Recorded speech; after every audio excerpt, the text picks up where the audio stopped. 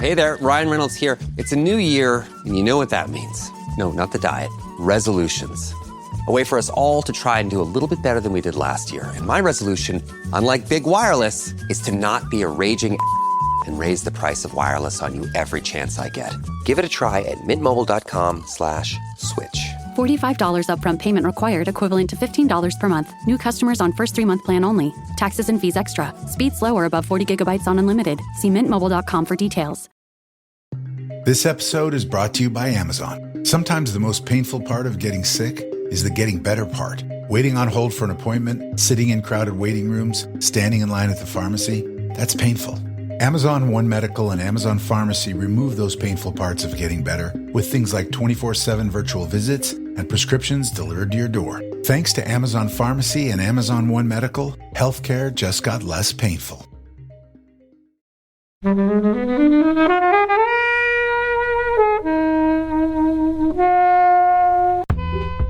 This does feature some of my favourite film cliches. The table flip Brad Pitt does. Chairs, tables, water coolers, you name it. I mean, this is just such a unique little, I think, treasure. Brad Pitt taking his superstardom and just doing something honestly fascinating with it. I did think what you were thinking is, people can't really talk like that.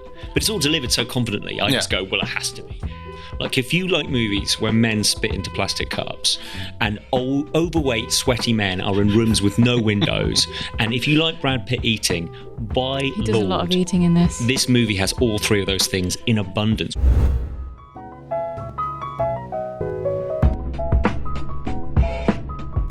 Hey everybody, welcome to this episode of Flixwatcher podcast. Today I'm joined by Ally. Hi. And Ally. Hello. And as always, Helen. Hello. And we're going to be talking about Moneyball. Thank you, as always, to the mighty people for the mighty, mighty tunes. And thanks to Ben from Rockwood Audio for his awesome editing skills. Please do remember to write a review and rate us on Apple Podcasts and anywhere you can do where you listen to the podcast, because it really does help us. And you can join in the conversation with us on Twitter at FlixWatcherPod and on Instagram at Flixwatcher.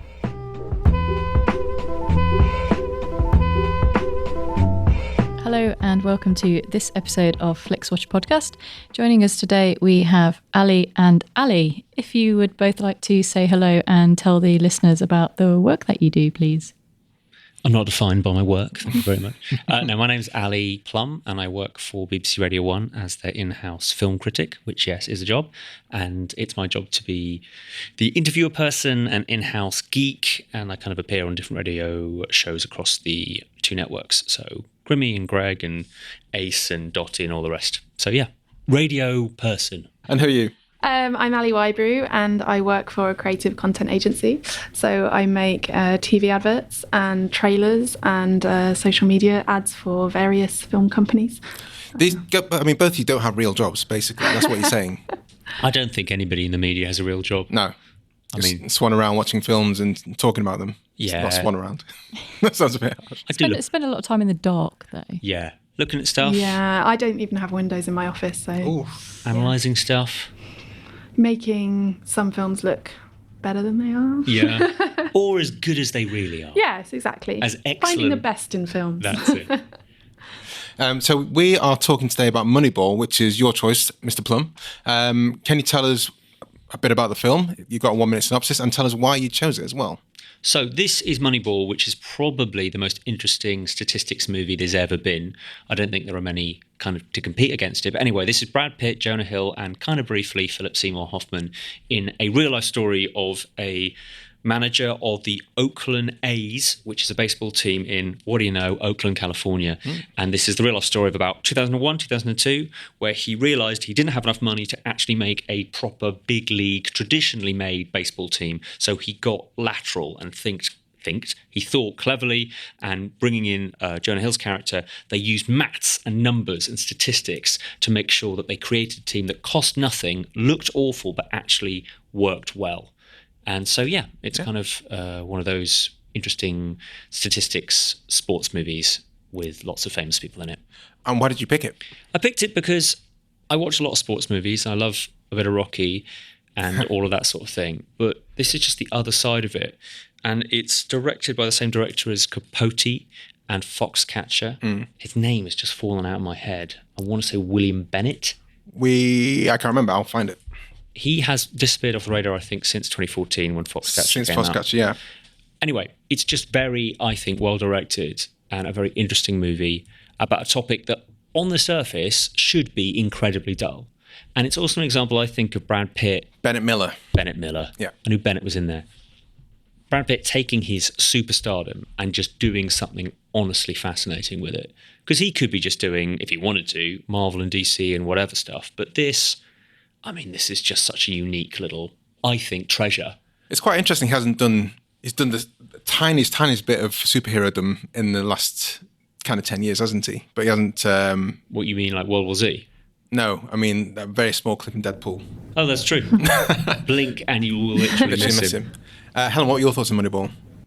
So I had seen Moneyball before. Rewatching it, I really had no idea.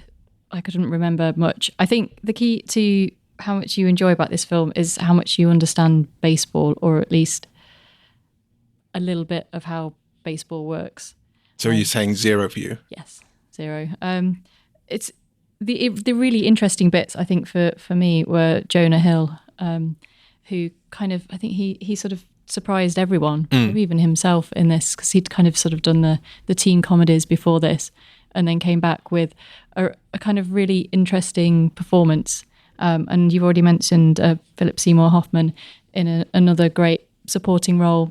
Brad Pitt doesn't quite work for me in this one, but then I think we've had a couple of Brad Pitt films on before, and I'm not sure whether I'm a massive Brad Pitt fan anyway. So, but your favourite film is Fight Club. It is. Is he the best part or worst part of that? Well, I think. Do you watch Fight Club for Helena Bonham Carter? Is that where we're at? Or Meatloaf? No, Edward Norton. I quite like him in it. So we had Brad Pitt in very 7. different. Yes, and Allied as well. Yeah. How was he in 7 for you?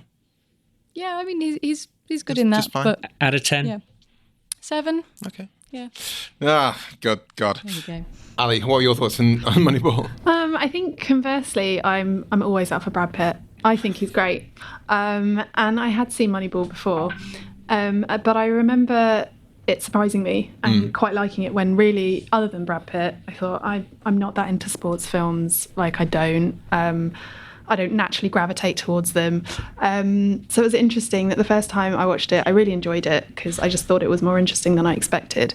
And going back to it, I still did really enjoy it, but I think I realised there were things that didn't quite work. Like I think Philip Seymour Hoffman's character kind of appears and then completely drops off for a while, and Brad Pitt just becomes the coach. And I was asking, well, where's the actual coach gone? And there were just little things that niggled at me. But I did enjoy it, and I think Brad Pitt and Jonah Hill's kind of relationship was really like engaging, and I really liked watching them develop. Their little bromance they have going on. Yeah, and an early appearance from Chris Pratt as well. Yeah, super small one from Robin Wright. But yeah, I really enjoyed this both times. I saw it in the cinema when it first came out, and like Helen, for me, it was like Jonah Hill was like, oh shit, this guy can actually act. And I think that's a bit belittling sometimes because comedic actors can have more often, I think, have that gravitas than dramatic actors have the comedic chops. But Jonah Hill's probably, I guess, the largest he's been at this. Is very awkward, kind of. So he does kind of have that still kind of sensibility, but he's just behind him. He has the conviction of portraying a serious role. Brad Pitt, I think, like I said, I think the dynamics that you said, Ally, between Brad and him, I think were really good. And that scene where Brad accosts him after he goes to try and do some scouting and says, like, who are you? Why are they listening to you? I really, really love that scene. I really just like that kind of dynamic. And Jonah Hill's just kind of wiltering at this point. So I don't know, I'm just nobody. It was like, you're not nobody. Who are you? Why are you so good? I thought that kind of dynamic between them was really, really kind of special. And you see Jonah Hill's character getting more and more confident towards, throughout as the film progresses. Yeah, I think that scene was really electric. And I think there's an innocence to Jonah Hill's character and his acting there that's really quite compelling. And like you say, watching him just become more confident. When Brad Pitt just calls him in, he's like, sit there. And then he's making a phone call on speaker and Jonah Hill doesn't even know why he's there, but it becomes very apparent. And yeah, I thought it was great. I don't really know much about baseball.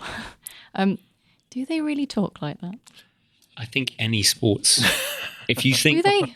Yeah, if you When they're on the phone, they're like that. And hang up. Call that person now, Janine. Hang up on them. Ring them back. And that person's going to come back. Should we talk about who wrote this? I think that's the alpha male aspect of it. But who? I mean, the book or the the script for this. Script, go on. I mean, is it not? Well, we'll have to cut this out if I'm wrong. It's Aaron Sorkin. Yeah, I mean... one of them. You're watching an Aaron Sorkin movie and it's a little bit like, this Tarantino dialogue is a little bit zippy, but I totally understand. It is like, it can't be real. But for me, it's the words they use. Like, it's like walking into some kind of other planet where they've got all this different, like, there's a glossary for everything. Like, there's a different word for every single possible thing. Yeah. And I enjoy it. I like going on to doing deep dives in worlds that are just totally foreign to me and just letting them wash over and feeling like I'm absorbing by osmosis this bizarro world. I also just love seeing people be incredibly passionate about something that I have a mild interest in. Yeah. Like, if you watch a movie about golf or darts or any other seemingly boring sport on the surface to some people, and then you've got these people like Brad Pitt's lip is quivering at the idea that he can't put together a good team. And I think they just bounces off the screen, the passion from these people about what they themselves call a kid's game. You know? I think it's, even like with boxing, because I do not like boxing. Oh, boxing, there you go, yeah. But when you see Creed and Creed 2 and the best Rocky films, I'm like behind him. And there, when I was a kid watching those films, I was there punching the walls. I was like, yeah, da-da-da. But in this, I know so little about baseball. And I don't know if this... Probably still my favourite baseball film is A League of Their Own. Yeah. But I don't really class it as a sports film, really. It's more like... It's a statistics movie. I mean, we all love them, right? There's literally shots of Excel documents. There is. And very complex equations. And you're like, he's putting them together, he's putting some kind of code together. And one of the scenes was like, hey, I just put this code together. And so I think you need to buy Chris Pratt because he's a bit injured, but he might be able to be turned into someone else because he can walk to the first base. So it's all the guy with the funny arm, the funny throw, and it is really weird. And I listen to a lot of Freakonomics, the podcast about economics, and there's a section they did like a series on sports personalities and how people get chosen for stuff.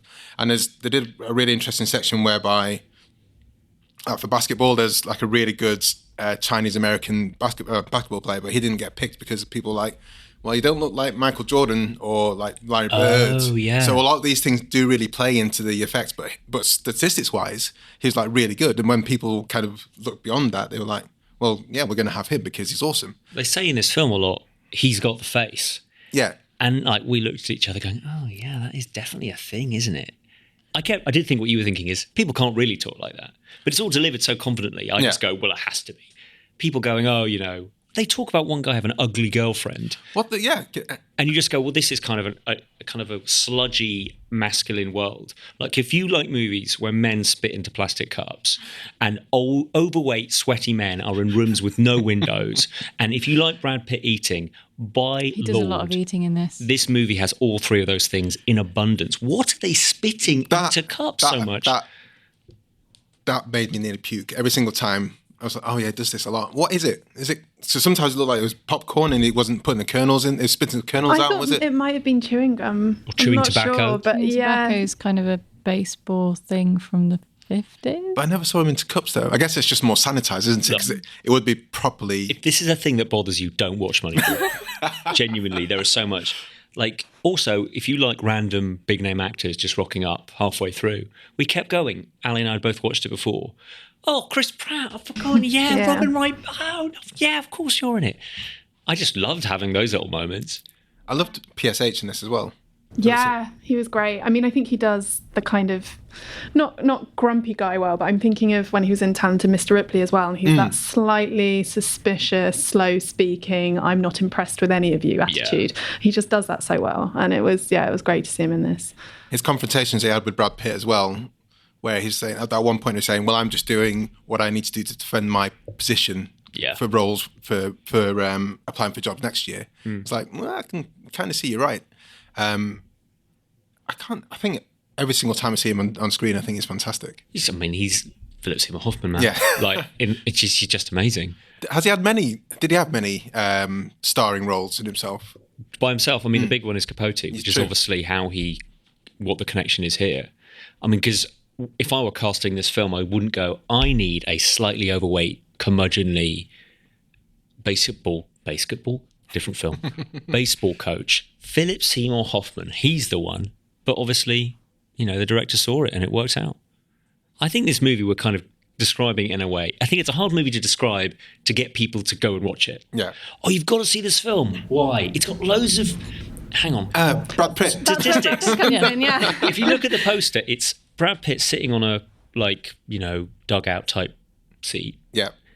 Turning around with a green baseball field behind him. And it's like Moneyball, based on a true story. Brad Pitt. Can it be called, like, baseball statistics? Yeah. But then that's the point, right? Like, they're trying to get people in to see it without knowing what it is. Because if they do baseball in any obvious way, that's going to alienate... like the UK. Yeah, exactly, right. Whereas if you put Brad Pitt by a field, could be anything with Brad Pitt in. So Could be tennis. yeah.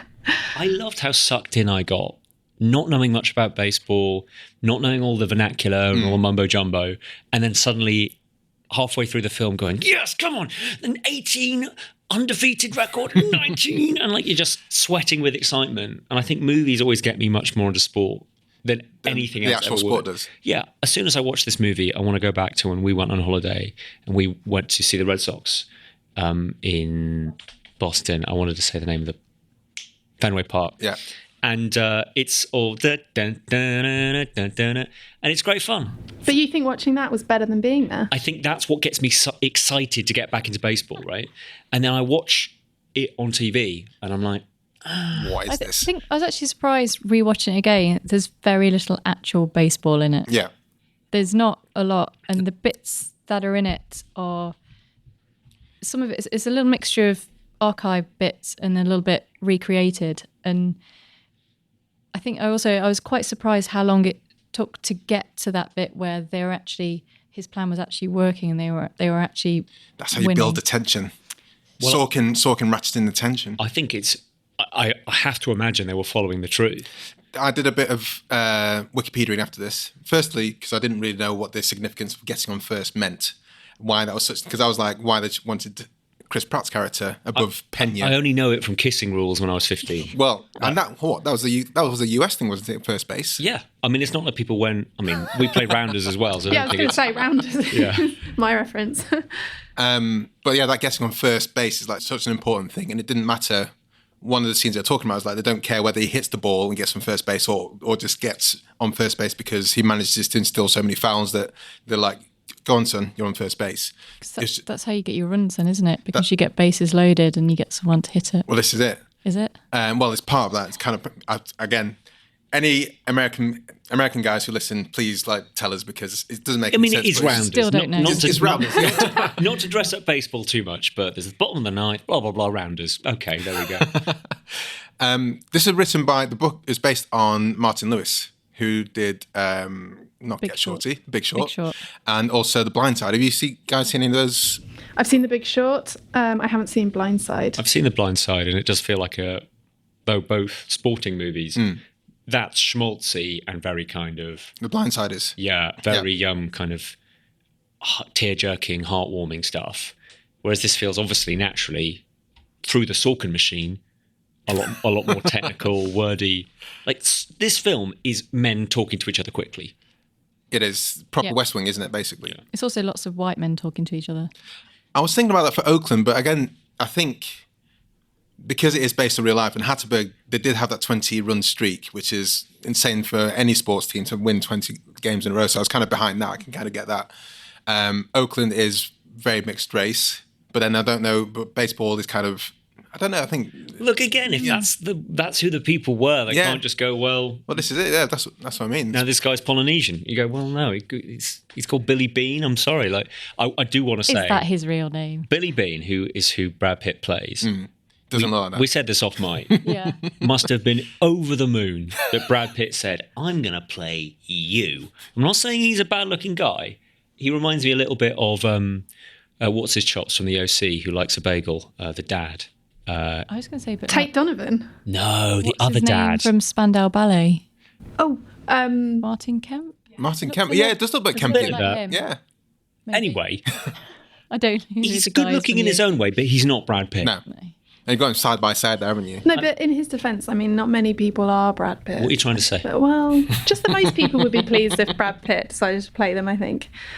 But there were things this time round that I found actually a bit frustrating, and I don't know if it's just because you've got to condense the book and the true story into that time frame. But there were certain things about it was quite complicated, and I feel like I can follow it to a point. And then at some point, when Philip Seymour Hoffman isn't playing the team as Brad Pitt wants, I should be using their character names, but I'm not. I'm sorry. I think it's fine. Apart from Billy Beane, does anyone remember any of the names? And Hatterberg, because it was on the back of his shirt. No. Actor names is fine. But then Brad Pitt just decides he's going to start trading a load of people. And Jonah Hill's sitting in there and it's like, hang on. This is changing the entire structure of the team and it's just going to work. And I found that that was a bit too cinema. I was like, hang on, you've taken ages getting us to buy into this formula that you're now quite quickly disregarding just to get to the baseball. And there were certain elements of that I felt that were just like, oh. I think halfway through the movie, I just genuinely got a bit lost. And this was my second viewing. And I was going, you're just not winning. For a while, they don't win. And it's like, okay, we get the point. They're not winning. Move on. Let's see when you are winning. We won the winning. It was a good 10 minutes of, okay. Still not winning. We get it. Yeah, we're still not working out. Okay.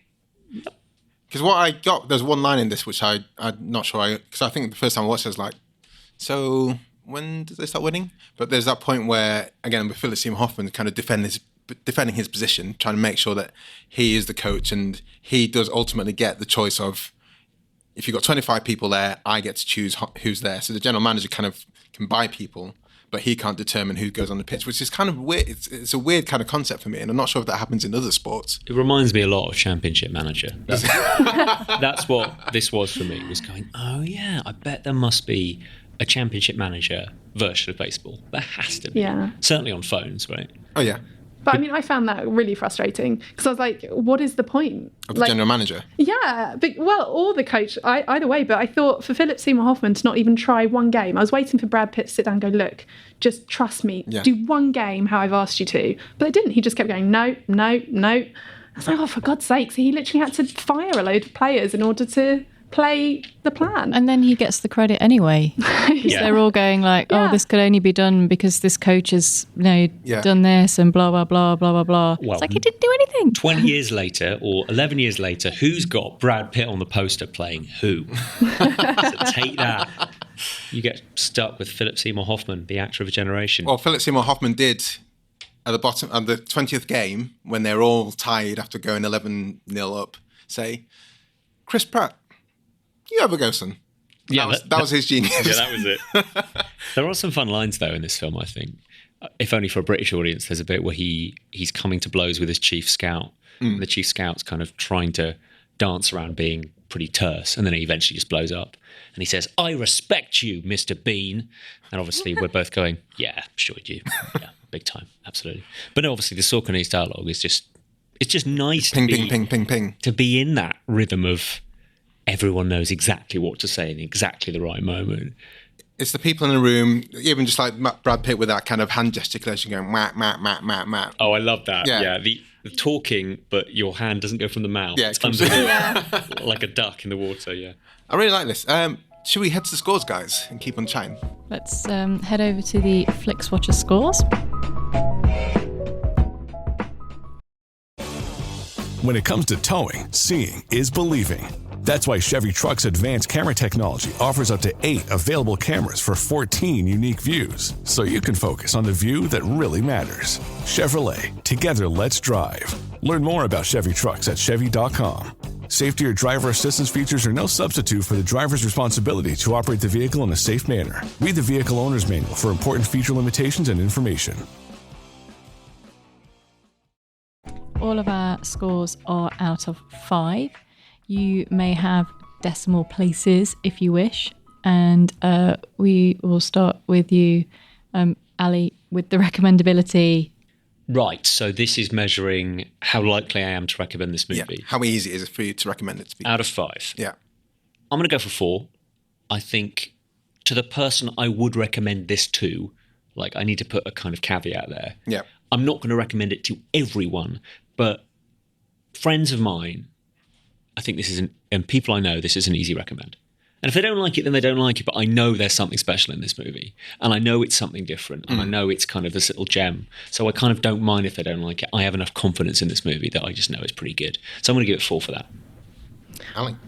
I was going to say 4, but I actually think I'm just going to take it down a little bit to 3.8 since the decimal's been introduced. I feel like I can do that. So I think there's a lot going for it. I think it is interesting, and I think Brad Pitt and Jonah Hill and Philip Seymour Hoffman are all great. So I think it is worth watching for that. But I do also think it is quite niche, and I think there are a lot of people I know that I could recommend it to, and it's 50-50 whether they'd enjoy it. But I think it is a good film, so it's solid.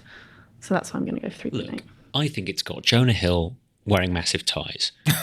It's got loads of people shouting into loudspeaker landline phones. This is what I need. This is my life. And if everything It's apart got a from lot the of spitting, landline phones. It has. It's also got the comfiest costumes ever. I mean, Brad Pitt's just in Slacks. tracksuits and T-shirts the whole time.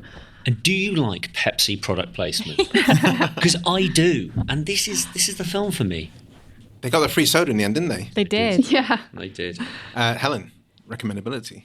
So normally, I mean, I'm quite normal to quite recommend anything to anyone willingly. But I do think I know a lot of people who would not enjoy this and who would not make it to the end just because, I mean, it's soft baseball.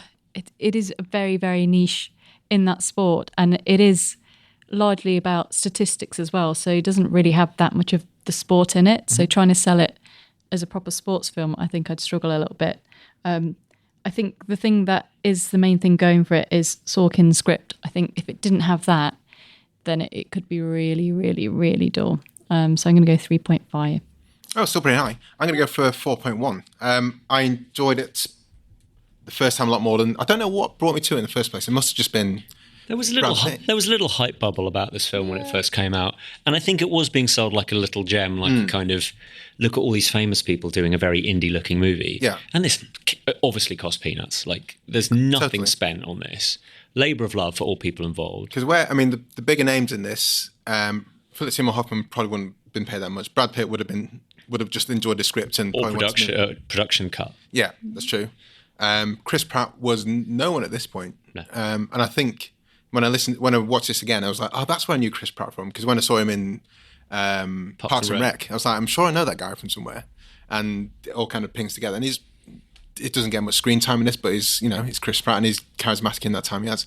But I think there's two kind of sides. It's like, if you are a big sports film fan, I would say, watch it because it's got sports in it, but don't rely on the sports as being the thing that drives you through. It's its own thing. Yeah, I can't it is, really, isn't it? It's like when I try to describe What We Do in the Shadows. It's a kind of comedy, flat share comedy. It's very sarcastic in kind of the US and UK office, but Based it's also on documentary. Yeah, it's also about vampires, and it's from the guy that do Flight of the Conchords. So am I not? Just watch it. That's where I'm at with this. But you probably have a sense of people would take against it. Exactly. Or So would be willing to give it a fair crack of the whip. I'll go, I know whether this will suit you. Trust me, watch it. But Yeah. I agree, to a broad audience, this isn't going to fly. Sure. But I think 4.1, because I think if you are willing to give it like 15 minutes, I think you'd be probably more taken in than you think you would be based on the premise. Yes. Repeat viewing score. Ally. I'm going to go for 3.5, I think. How many times have we seen this around the table, by the way? This is my second viewing, but I think it's Yeah, interesting mine- that I barely remembered any of it. Was it? I know it's all on first release. You guys saw it. You thought? Yeah. Yeah, that's the same here. I remember it having a very bittersweet ending, which I think is one of its better things, is that it's real, right? And then, anyway, I don't want to say too much because if there's an opportunity to not say exactly what happened at the end, that's probably best. But this does feature some of my favourite film cliches, which is the table flip. I absolutely love it. I particularly love it in a public forum. Like, I like it when it's it's up there with my other favourite one, which is when people are rushing in to see the big boss and the receptionist goes, "You can't go in there." And then they go, "No, I don't care." And they burst in. The table flip Brad Pitt does in a variety of ways about 7 times. Yep. Chairs, tables, baseballs, water coolers, you name it. So At this for that point, it's alone- just smashing things up, really, isn't it? Yeah, I'm into it. I'm into it, yeah. There's also the great driving and then... Oh, yeah. turning back I round. love that cliche, yeah. There's also that weird kind of trope of him not watching the game, and then him on the final. He's got to watch it. In the final game of the final game of the streak. I don't know if it's the final. I don't know if it went to 21. But in that 20th game, when he turns up when they're 11-0 up, and that's when things start to go nonsense. That had me. Yeah, I love that. I knew I was being played, but I was. And you saw Jonah Hill like looking over, going, "Oh, he's turned up. What are the chances he's he'd be going sitting now." right there as well? Yeah. Like right at the entrance. Boss, I'm here." There's lots of 2000 tech, which I enjoyed as well. The old flip phones and tape recorders with actual tapes in. Didn't he have a 3310? Something like that. Yeah. I liked. What was that relationship with his daughter? Was kind of like ornamental. Yeah, it was. Well, not. You don't want to talk about fully the end, fulfilled, but was it? I did feel that was quite weak with the daughter. Yeah, I mean, sometimes you get trapped by the truth. But what if you do have a really lovely relationship with your ex-wife, more or less, and you have a perfect daughter who sings like an angel? Conceivably, this has to happen in real life, like somewhere. Yeah, but all in the He's same not person. angry at all for you leaving the family or being obsessed with baseball and it's just a really running chill a crappy kid. Club. I want to eat ice cream with you, Dad. Yay! Like you a CD. Don't forget, she's the reason he turns back to go to the stadium. So she could have jinxed him. What's your repeat viewing score? I'm going to say 2.5. I think this was the second time we watched it. I can't see when I would choose to put it on again in the near future. I think it's at best a once a decade watch, and I don't mean that because it's bad. I just think it requires energy. You've got to concentrate visually. You know, it's not super varied. So, yeah, I would say 2.5. Who wrote Social Network? Was that Sorkin as well? Yeah. Because everyone around the table when we talked about Social Network had seen it in the cinema, not seen it at all, and then the second time seeing it was... Apart from me, I'd seen it a few times. You'd seen it a few times. Okay. I was just wondering if there might be something with like a lot of information coming at you and a concept you're not fully aware of, being that you need to watch it again, but not necessarily straight away. But then after you've seen it that second time, you kind of think, I'm fine with this. Yeah. What's your score? I'm also going to go 2.5. I didn't see this in the cinema. I think I saw it after the Oscar buzz was around it. I think that was what made me choose it to watch then. But that would have been maybe 2012 or 13. So it has been a long time. And I think you probably need to watch it a couple of times to really take it all in, because watching it the second time, I was like, I cannot remember any of this. And to be honest, some of the stuff you're talking about now, I'm like going, oh yeah, did that? I can't. So I feel I probably would need to watch it another time to really have kind of absorbed everything, because it is a lot to take. It's kind of the sports, the rules, the history, language, the statistics, the language, everything is like, oh, I don't know what they're saying. I will say one thing about it being not broad and not international, is that so many, and I'm just going to put it out there, so many of our favourite, I think, British films are intrinsically British. Yeah. And that's just it. Trainspotting. You're going to watch The Wrong Trousers, whatever it is, like that's Matter of Loaf and Death, whatever. Other claymation films are available. They're so British, and half of the joy is in the fact that you're going, well, this is how it is. Like, this is For Weddings and the Funeral, and this is the way we speak, and whatever, Britishness. And I think what Moneyball does, in not spending that much money, obviously making the film, they can go, this is the nation's pastime. And we're going to do it justice in of itself, because it, aside from Japan, baseball doesn't live and operate anywhere else. So there's no point trying to go, well, listen, international viewers, this is how it all works. So I do kind of, whilst I do definitely agree with you, appreciate it for going, hey, in for a penny, this is what we are. This is what baseball is. Deal with it. Talking baseball. Yeah, I had the Simpsons baseball song. Don't know that. That's how I learned everything about America. Yeah, Through Simpsons. Simpsons. I'm going to go for 2. I don't think I'll see it again. Ever? Often. No, at some point I'll see it, but not for the next kind of 6 years. But I'm not sure when that will be. I think it's a really, really cool film, and I really just like the way it took me by surprise when I did watch it. I'm sure I went there to cinema kind of begrudging, going, there's probably nothing else better on, but everyone says this is good, so I'll go and see it and be like, oh shit, yeah, it's a decent flick. Small screen score, guys. Do you guys want an explanation of what this means? Does that mean how good is it to watch on the small screen? Pretty much, yeah. I think this is a big fat 5. I don't think there's any reason to not watch this. I mean, obviously, I get how you can be a bit more like, you can concentrate more. I think this movie really deteriorates with the I'll just look at my phone factor. Yeah. Like it really, really does. But at the same time, if there's a movie that works just as well in a phoneless world on a telly, I think this is it, right? So I'm giving it a 5. Yeah, I agree. I'd say 5. Because as we were watching it, I was saying to you, and I didn't mean it negatively, but I was saying, this is not very cinematic. And I'm definitely one for see every film at the cinema. If it comes out, in theatres, definitely go and see it. But equally, this is 100% a film that I don't think loses that much at all by watching on a small screen. And there's not even like a performance which is so like pulls to every corner amazing that you have to see it to fully appreciate it. Like Jonah Hill got an Oscar nomination for this, but I don't think it's like you've got to see it in your local indie world cine house. You have to see it on the big screen because Joaquin Phoenix is amazing.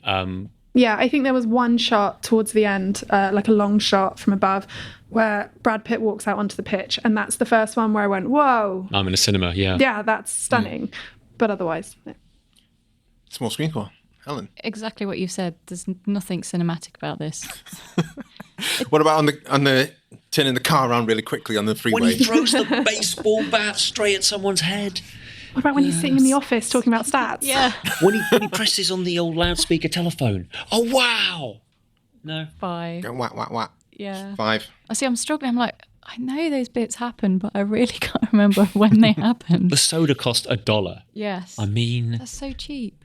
Yeah, I know. What was he moaning about? But it was 2002. Yeah, exactly. So- We had 40p's can of 40p's. We had 40p can of Coke then. Did you check? How much we was did. Coke in 2002? Yeah. 40p. Are you talking about the Bauer vending machines? No, just Oh, the in world. general? Yeah. Okay. Going to go for a 5 as well. I think if I saw this in the cinema, if it's Honour the Prince Charles, I would say, no, I don't want to watch this at the cinema. I'll go home and watch it on Netflix because that'll be a better... expensive snooze. in the Yeah, dark. exactly. Well, not snooze. I think. Well, it's going to lay into my score for engagement, Ali. You don't even need the big speakers. Like, there's just no... There's no soundtrack. What was? Oh, let's talk about the music though. I don't know. I didn't look it up, but it did remind me a bit of Friday Night Lights and Explosions in the Sky. That kind of like... Don't they play Journey a lot, or did I imagine it? Well, Don't Stop Believing. Yeah. Oh, I don't remember that. Something Was else I that on the watching. radio when you were watching it? What was that song that she sang? I don't The know. daughter. I thought she was meant to have written that herself. No, that's Oh, really? I'm quaint just a little- It's not the over Mouldy my head. Peaks, is it? thing. No. Did they not play Journey? What was I watching then? Something else, sorry. I don't know. Was it the first episode of Glee? Were you watching Journey 2? I was just watching the Journey music video over and over again. Yeah, so engagement score. Do you want an explanation of this? How engaged was I? Yeah. Nailed it. I'd say, and I'm aware that I'm me, so obviously I'm not saying engagement like to everyone in the world, but personally I was very engaged. I'd give this 4. But I'm me and I respond to statistics. So what do you got? You're giving very round numbers. You can go any which way you want. You be you. I think you defined engagement as how hard would it be to turn it off. Yeah. How hard is it to turn off? How hard is it to Were you like looking second at screen? your phone? Did you You're doing it ironing at the same watch time? it in a few No, goes? I Oh, was- you could iron to this. I'm not sure. No, I don't I'd think like to you see some of could. this formula. Could be moments where you accidentally leave the iron on your clothes a little bit too long because you're like, but do they do the thing? This is it. Because they speak quite fast. There's quite a lot to keep up with. And I feel like if you are ironing after 5 minutes, you're lost. I would give it 4.2. I was engaged. I wasn't doing anything else. I don't think I would have wanted to be doing anything else. Helen. It's 2 hours and 13 minutes. It's quite a long film. You know what? That's just good value. I think I watched this in 2 sittings just because I had to. So I can't give it full engagement for the fact that I couldn't make it all the way through without having to do that. So I'm going to go for a 4 as well. That's still high. I thought you were going to go for lower. No, well, because if you don't pay attention to it, Yeah. then you're just not going to get anything from it. You have to kind of sit there and give it your full attention. And it is written in a certain way to be like, okay, all right, yeah, let's go. It's like right from the start, you have to be in it to win it. If you miss like the first 15 minutes, you're like, I don't even know what's happening. I don't even understand the relevance of what they lost at the start of it. So they had 3 incredibly big, homegrown talents. I mean, I understand losing the talent, yeah, but they lost the game. So it seemed like to me in football terms that they'd had a good streak and lost in the semi-final or something like that. As far as I understand it, it's like you have a really, really good... There's several leagues that build up to bigger leagues. Yeah. Like, because you kind of get spread out. Regionalised, yeah. Yeah. And then if it's like, if you want to get into the European Championship, you got to win that game. Yeah. It doesn't matter how well you've done over the season. They come like, oh, well, you did do very well. We'll get you in anyway. You have to win that game. Right, but in the States, to get into the European Championship doesn't mean you've necessarily won the Premier League. So they've kind of won the minor league, which people don't care about so much. At this point, I don't know whether they won the minor league. I think they just did very well. That's right. Look, I'm totally speaking out. That's fair. I was just kind of like, I'm not sure. All I know is that winning the final game, as in like getting into that next part, was do or die. It was do or die, yeah. Because it seemed to me, I was like, you've done quite well to get to where you got to. Yeah, that's what so many proper sports fans often say to each other. Oh, we nearly did it.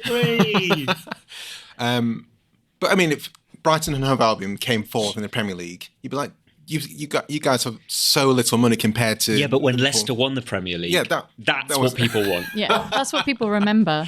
I have to say, comparing it to football is not helping me in any way.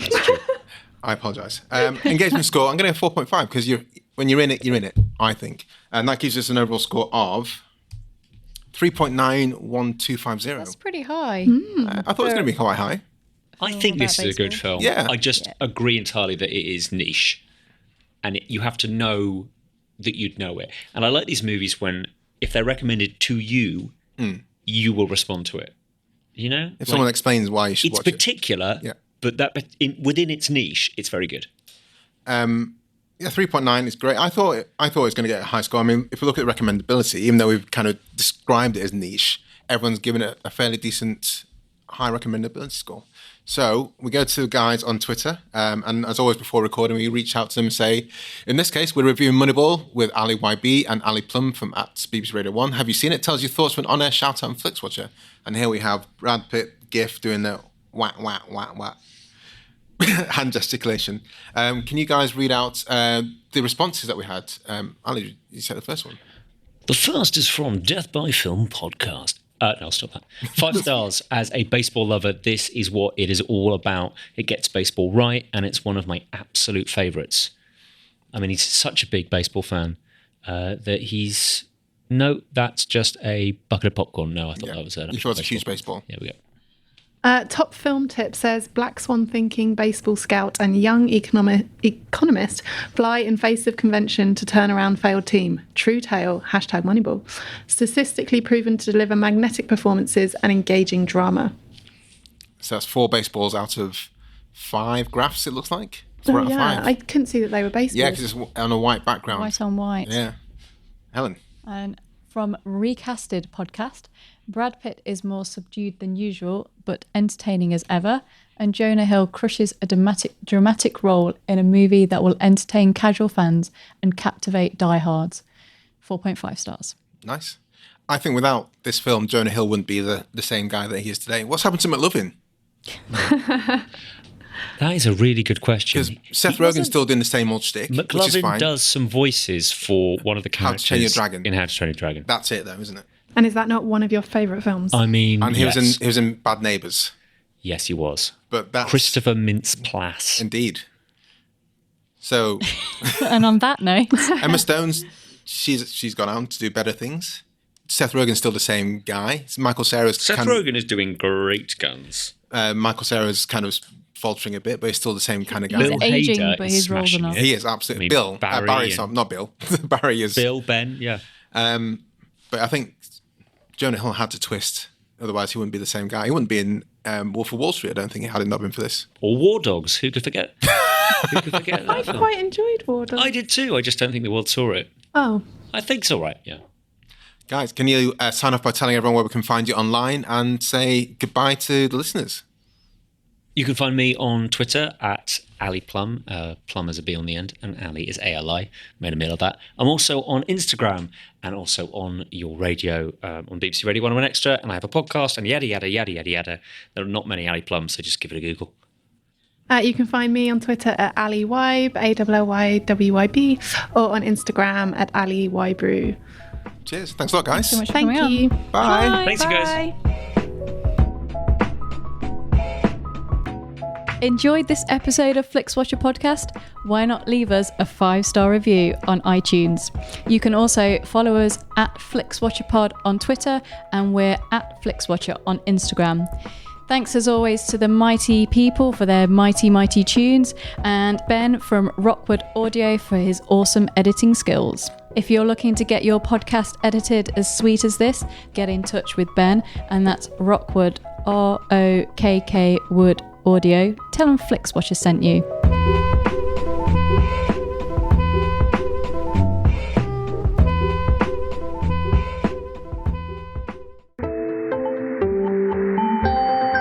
You just heard a Stripped Media production.